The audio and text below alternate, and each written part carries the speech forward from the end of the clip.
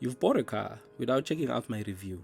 It's financed, and maybe within 12 months, you decide you want to get rid of it. That's the scenario for the day. I'll use this scenario to show you how you can trade in your financed car. We're gonna be using my Chery Tiggo 4 Pro, and we'll try to trade it in for the GMW P Series. Before we begin, please give this video a like and subscribe to my channel. You're watching Cars 24, your ultimate car buying guide.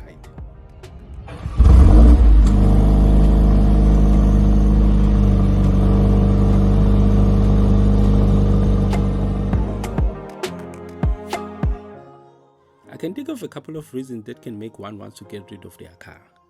Reason number one, you may be struggling to pay off the car because you bought a car that's more than what you can afford. Or maybe your financial circumstances changed, which is what happened to most people during the pandemic. Reason number two, the car is simply just a lemon. And there's one particular brand that comes to mind, which I'm sure you know it too. Number three, you didn't do a thorough research and you rushed into buying your car. A few months down the line, you realize it's not what you really want. There are other reasons why you want to give up your car. But let's pretend the reason we are trading in our beloved Tiggo 4 Pro is one of the three reasons I mentioned.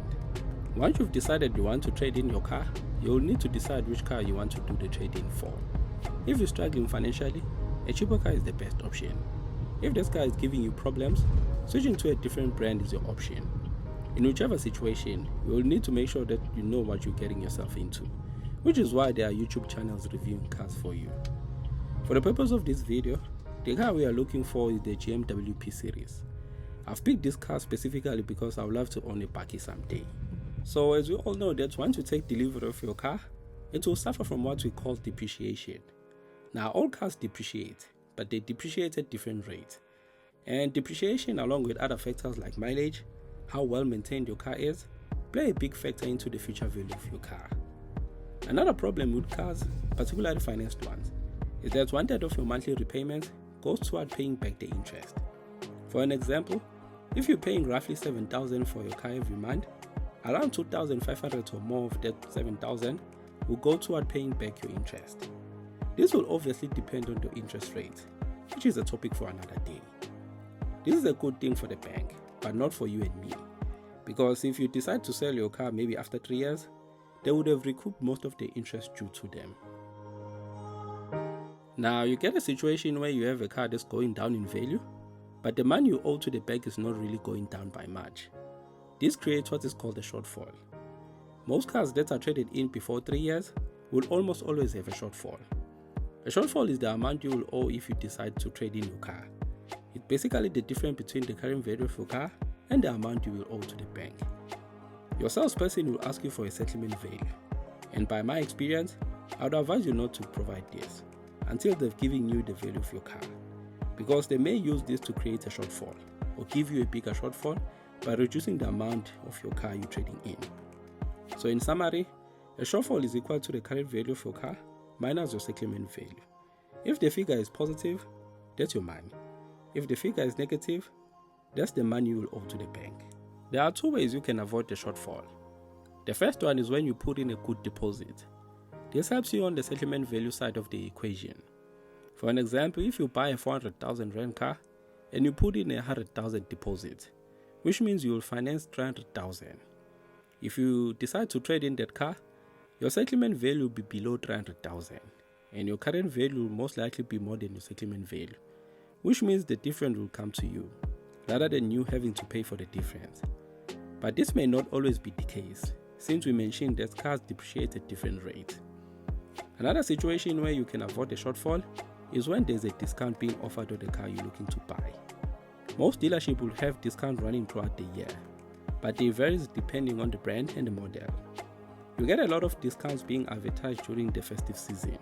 For an example like this one on the Nissan Navara. The discount will help you covering the shortfall, and I will explain how. Just keep watching.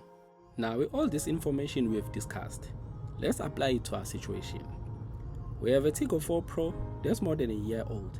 It's financed and around 24,000 kilometers, and we want the GMW P Series. Because it's festive season, they are running a discount of around 50,000 on the car. So I came to them looking to trade in my Tiggo 4. 4. They did an evaluation and they asked me for the settlement letter from the bank. which I didn't provide for obvious reasons. They said they will take my Tiggo 4 Pro for around 245,000, which is way less than what I'm looking for. But for the purpose of this video, we'll take it for now. We haven't reviewed the P Series yet on our channel, so here's a little bit of background. The P Series double cab is divided into two trims, each available with a 2-wheel and a 4-wheel drive system. There's an LS and a more spec LT.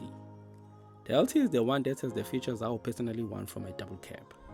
I personally don't see a reason for a 4x4 because 100% of my driving is on road. So the one I would personally go for is the 4x2 LT, which costs 598,850 rands. Let's just round off this figure to 600,000. This makes life easier for everyone. The P Series comes with a 50,000 discount as mentioned, but because it's me, they agreed to discount 60,000 on the car, which then takes the price of the P Series to around 542,000 without optional extras. Now we have the current price of our car, which is 245,000, and the price of the car we want, which is 542,000. What we left with is the amount we owe to the bank. To settle the Tiggo 4 Pro, we will need 320,000. If you minus 245,000 from this 320,000, you will be left with 75,000, which according to our formula we established earlier, this will be our shortfall, the money we will owe to the bank. Now with this 75,000 that we owe, we can do two things with it. Number one is the obvious one. If you have this 75,000 at our disposal, we can simply pay it back and take our 542,000 P Series, which would be a better scenario for us. The best scenario is not having a shortfall at all. Same thing that happened when I traded in my Mazda CX State for the Tiggo 4 Pro. You can check out that video. I'll pin the link on the top right corner of your screen.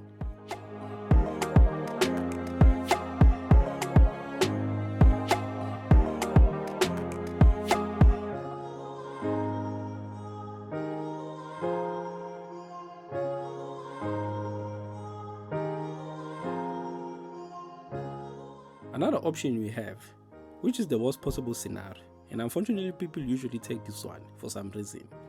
This option means taking the 75,000 shortfall and refinancing it or adding it to the P Series. Now with the price we got for the P Series, which is 542,000, adding 75,000 will bring the price to 617,000. Well, in truth, this might not be the worst possible scenario because this is almost the same as the normal price of the 4x2 P Series if you add the on-road fees. The worst case scenario is when you don't have a discount. This will mean that the normal price of the P Series will be 600,000, and if you add the 75,000 shortfall, the price will go to 675,000. Now this is the situation you will want to avoid at all costs, because what this does is putting you in more debt, meaning if you want to trade in your car in future, the shortfall will be even way higher than this 75,000. Now let's say we want to finance this P Series, which will cost us 617,000 after trading in our Tiggo 4 Pro over 72 months at an interest rate of 10.75% with no balloon or deposit. We can expect to pay around 11,757 rands per month. That's a difference of 4,500 from my current Tiggo 4 Pro installment. If you finance the 675,000 under the same contract offer, the monthly installment will be around 12,853 rands. Now this is not the only thing to consider. There is the issue of fuel, which will obviously be more than what you're spending on the Tiggo 4 Pro, and my insurance premium will be more than what we're currently paying. So it's safe to say, financially, this does not make any sense. But I hope this video makes the process of trading in your finance car more clear to you. If you have any questions that may not have been answered in this video, please use the comment section below. If you have anything else to add, your experience, advice, or whatever that's on your mind, we'll meet in the comment section below. Until next time, peace.